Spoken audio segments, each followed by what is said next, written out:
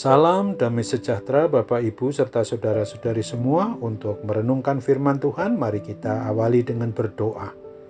Tuhan Allah Bapa di surga yang melebihi segala akal, hati, dan pikiran kami manusia, berfirmanlah kepada kami sebab kami bersedia untuk mendengar, dan mampukan kami atas pertolongan Roh Kudus untuk boleh memberlakukan firman-Mu itu dalam hidup sehari-hari.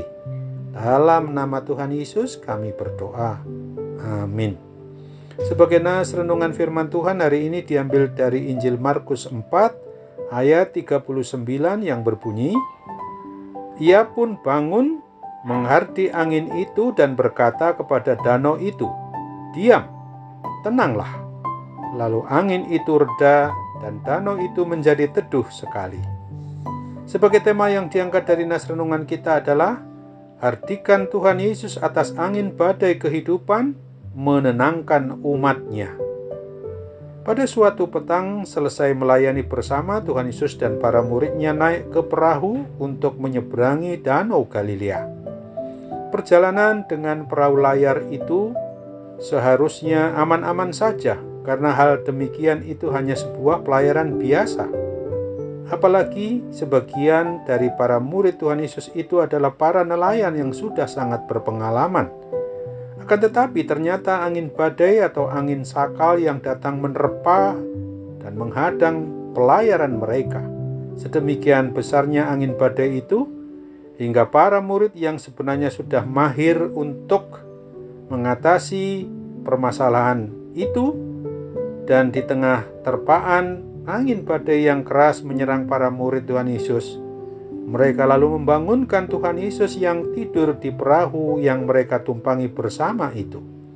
Siapa sangka bahwa sang anak tukang kayu dari Nazaret itu, yang mereka pikir hanya bisa membangun rumah dan perabot rumah tangga saja, ternyata adalah sang pencipta dan pemelihara atas alam semesta dan seluruh isinya.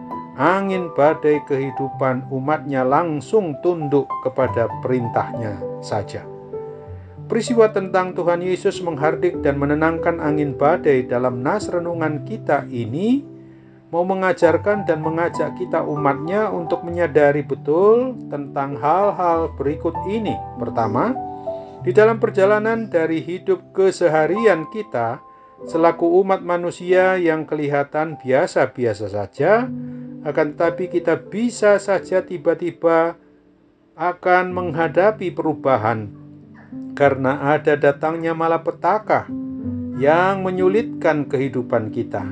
Saat angin badai hidup menerpa kita, mungkin dan dapat juga sama seperti yang dialami oleh para murid Tuhan Yesus dulu, di mana kita berusaha untuk mengatasi pergumulan atau permasalahan hidup kita itu dengan hanya mau memakai cara mengandalkan segala kekuatan diri kita sendiri saja.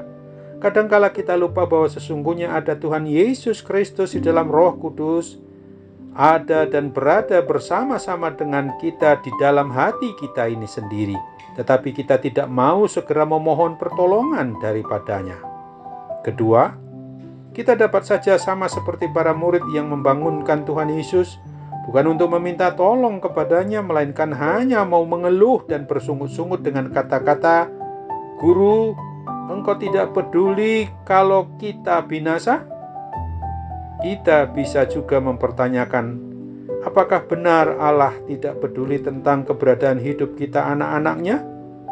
Kita sebagai orang tua dalam segala keterbatasan atau kelemahan kita secara manusiawi, mungkin dan bisa saja kita melalaikan tugas tanggung jawab di dalam memeliharakan anak-anak titipan Tuhan itu kepada kita sebagai keluarga. Namun Tuhan Allah Bapa di sorga, di dalam Yesus Kristus dan dalam Roh Kudus itu tidaklah sama dengan kita. Dia tidak pernah lalai. Oleh karena itu, Tuhan Allah Bapa yang memelihara burung-burung di udara, yang mendandani bunga di padang, bagaimana mungkin Dia tidak memelihara kita semua anak-anak-Nya? Ketiga, apabila Tuhan Yesus menghardik angin badai dengan firman-Nya, "Diam, tenanglah." Dengan kata-kata firman-Nya itu, Tuhan Yesus hanya hendak menenangkan angin badai bagi para murid-Nya dulu maupun kita, yang sesungguhnya bahwa Tuhan Yesus Kristus Tuhan kita itu juga yang akan mengontrol alam semesta ini di sepanjang waktu kehidupan kita.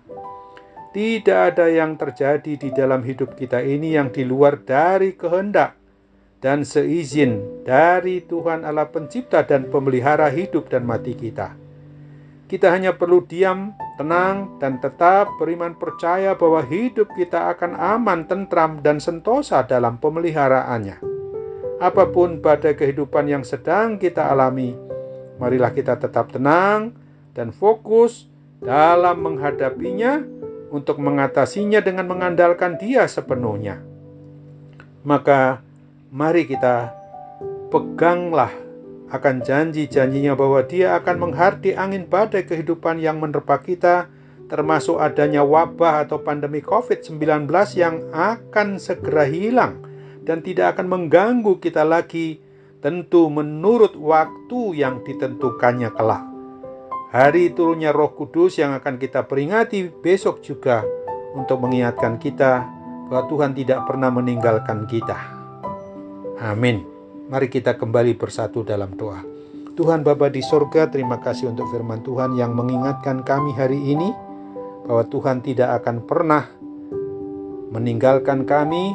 Tuhan tidak akan membiarkan kami untuk dikuasai oleh segala apapun juga, termasuk sakit penyakit yang dialami oleh kami sekarang ini. Untuk itu, biarlah Tuhan berkenan untuk mengusir segala kuasa sakit penyakit apapun, memulihkan kami, menyembuhkan kami dengan sarana perawatan maupun obat yang digunakan. Kiranya Tuhan menolong kami. Dalam nama Tuhan Yesus kami berdoa dan bersyukur. Amin.